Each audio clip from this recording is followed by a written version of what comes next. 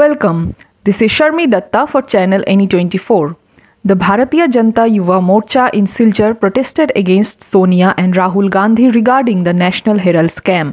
They allege the Gandhis misappropriated public funds and acquired a 2000 crore company for only 50 lakh. The BJYM demands legal action against them and warns the Congress party against future financial misconduct. For more news and updates, please subscribe our YouTube channel and follow our Facebook page to stay connected with us. নমস্কার।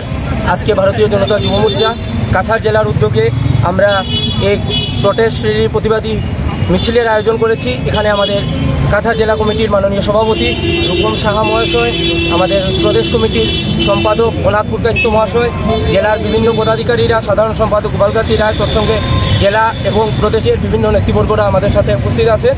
এখানে আমরা সকলে জানি গত 11 April 2025 ইংরেজিতে national Herald কেলেঙ্কারির যেটা বিষয় আমরা অনেক দিন থেকে শুনে আসছি, ইডি 661 করোড় টাকার ওনারা মানি লন্ডারিং কেসের উপর ন্যাশনাল হেরাল্ড নিউজ পেপার এবং অ্যাসোসিয়েট জার্নাল লিমিটেডের সম্পত্তি বাজেয়াপ্ত করেছে।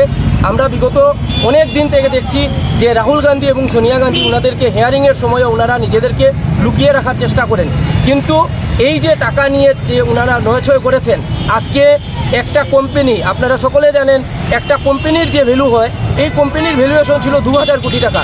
এই কোম্পানির ভ্যালুয়েশনকে মাত্র 50 লক্ষ টাকায় ওনারা মালিকানা পেয়েছেন। ও 2000 কোটি টাকার সম্পত্তি কিভাবে ওনারা 50 লক্ষ টাকায় মালিকানা হয়ে যায়?